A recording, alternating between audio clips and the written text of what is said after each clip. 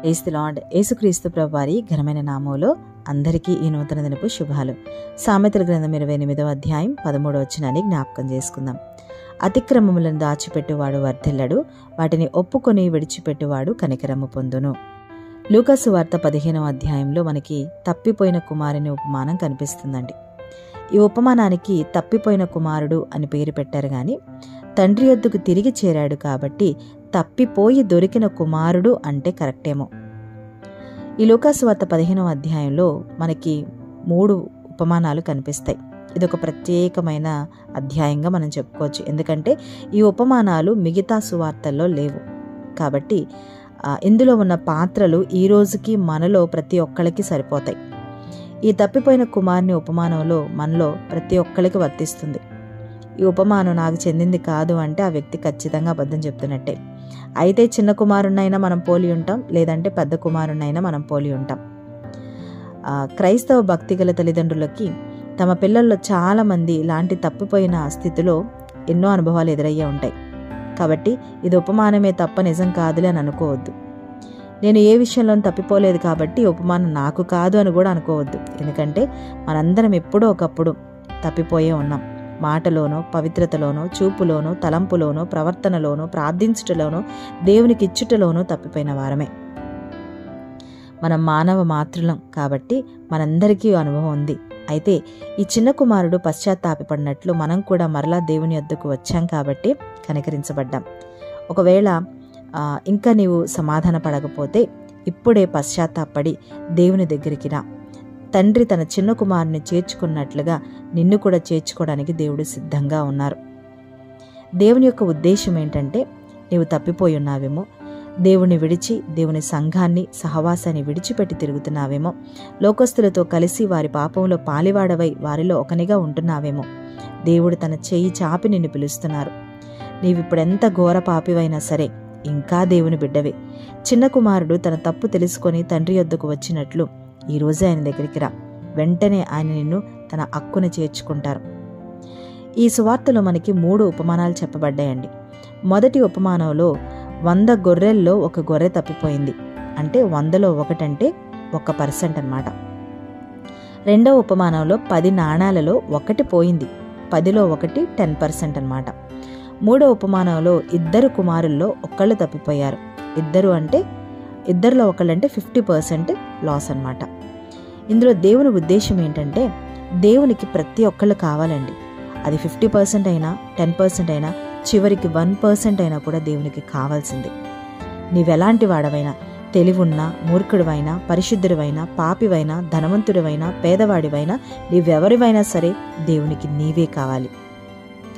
మొదటి ఉపమానంలో గొర్రె మంద నుండి తప్పిపోయింది. రెండో ఉపమానంలో నాణెం ఇంటిలోనే పడిపోయింది. మూడో ఉపమానంలో చిన్న కుమారుడు తనకు తానే ఉద్దేశపూర్వకంగా తప్పిపోయాడు. మొదటి ఉపమానంలో గొర్రె మూర్ఖత్వం వల్ల తప్పిపోయిందండి. యెషయా గ్రంథం 53:6 ప్రకారం మనమంతా గొర్రెల వలె త్రోవ తప్పితిమి. కానీ యేసుక్రీస్తు ప్రభువారు ఆ తప్పిపోయిన గొర్రెనే తీసుకుని వచ్చారు, వెదికి రక్షించారు. రెండో ఉపమానంలో నాణెం ఆ స్త్రీ యొక్క నిర్లక్ష్యం వల్ల పడిపోయింది. కనుక ఈ స్త్రీ సంఘానికి గుర్తన్నమాట. కాబట్టి బ్రతుకులో చెడిపోయిన వాళ్ళని, దిగజారిపోయిన వాళ్ళని వెదకి రక్షించే బాధ్యత సంఘానికి ఉంది. మూడో ఉపమానంలో తనకు తానుగా తీసుకున్న తప్పుడు నిర్ణయానికి చిన్న కుమారుడు పందుల పొట్టు తినాల్సిన పరిస్థితి వచ్చింది. కాబట్టి తిరిగి తనకు తానుగానే తప్పు తెలుసుకొని రావాలి. అప్పుడే చిన్న కుమారునికి రక్షణ దొరుకుతుంది. చిన్న కుమారుని వెదకడానికి ఎవ్వరూ వెళ్ళలేదు, తనకు తానుగానే వచ్చాడు. మనం ఏం నేర్చుకోవాలంటే పశ్చాత్తాపపడనక్కర్లేని 99 న్యాయవంతుల కంటే పశ్చాత్తాపపడే 1 పాపి గురించి పరలోకంలో ఎక్కువ ఆనందం కలుగుతుందంట. అది దేవునికి, దేవుని దూతలకు సంతోషాన్ని కలిగిస్తుంది. పశ్చాత్తాపడకపోతే అసలు ఇవేమీ ఉండవు. మనకు మనముగానే దేవుని దగ్గరికి రావాలండి. ఎందుకంటే దప్పిగొనిన వారలారా నీళ్ల యొద్దకు రండి అని యెషయా గ్రంథం 55:1 మనం చూస్తాం. దప్పిగొన్న వారలారా మీరు అక్కడే ఉండండి, నీళ్లు నేను మీ దగ్గర తీసుకొస్తాను, లేదా నీళ్లే మీ దగ్గరికి వస్తాయని దేవుడు చెప్పలేదండి. కాబట్టి నీ పాపాల విషయమై నీవు పశ్చాత్తాపడి దేవుని దగ్గరికి వస్తే, దేవుడు నీ దగ్గరికి వచ్చి నీవెంత పాపమనే మురికిలో ఉన్నా సరే నిన్ను తన రక్తములో కడిగి శుద్ధునిగా చేసి పరలోక వారసులుగా దేవుడు చేస్తారు. అట్టి కృప దేవుడు మనందరికీ అనుగ్రహించునుగాక. ప్రార్థన. పరిశుద్ధున గొప్ప తండ్రి, మీకు వందనాలు దేవా. మీరిచ్చిన మరొక నూతన దినానికే వందనాలు తండ్రి. మేము ఇలా ఉన్నాము అంటే కేవలం నీ కృపే. అవునయ్యా, మేమెంత తప్పిపోయినా, మేమే పరిస్థితుల్లో దిగజారిపోతూ ఉన్నా దేవా, కొన్నిసార్లు మూర్ఖత్వంతోనో, కొన్నిసార్లు మాకు మేమే దేవా ఎన్నో విషయాలు మేము పడిపోతున్నాం, జారిపోతున్నాం దేవా. దయతో మమ్మల్ని క్షమించండి. మేమే స్థితిలో ఉన్నా మేము నీకు కావాలి అని మాకు అర్థమవుతుంది. అవునయ్యా, మేము ఆఖరి మెట్టు మీద ఉన్నా సరే మా కోసం నువ్వు ఎదురు చూస్తున్నావని మాకు అర్థమవుతుంది దేవా. మా పరిస్థితులు ఎవరికి వాళ్ళు సొంతగా గ్రహించుకోగలగడానికి ఆత్మజ్ఞానాన్ని దయచేయండి.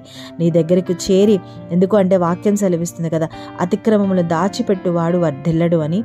వాటిని ఒప్పుకొని విడిచిపెట్టే కృపా కనికరం నాకు మాకు అందరికీ అనుగ్రహించండి దేవా.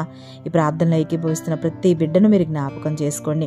కుటుంబాల్లో ఏ లోటైతే ఉందో, ఏ పరిస్థితులు తప్పిపోయి ఉన్నారో, ఎటువంటి స్థితిలో ఉన్నారో దేవా, సమస్తం ఎరిగిన దేవునివి నీవు, హృదయ రహస్యాలు ఎరిగిన దేవునివి నీవు కనుక ప్రభా దేవా, కుటుంబాలన్నిటినీ పేరు పేరున జ్ఞాపకం చేసుకోండి. ఈ ప్రార్థనలో ఏకీభవిస్తున్న ప్రతి బిడ్డ మీద మీ కనుదృష్టి ఉంచి ప్రతి హృదయాన్ని కూడా మీరు చూసి దేవా సమాధానపరచమని వేడుకుంటున్నాం దేవా.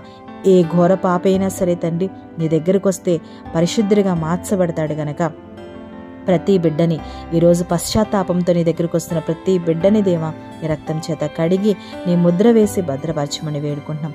ఇదనమంతా మా పనుల్లో, ప్రయాణాల్లో దేవా, మా పరిపాట్లలో అన్ని విషయాల్లో మీ కృప కనికరం, మీ హస్తాన్ని మాకు తోడుగా ఉంచమని యేసుక్రీస్తు ప్రభువారి నామములో అడిగి వేడుకొని ప్రార్థించున్నాము తండ్రి. ఆమేన్.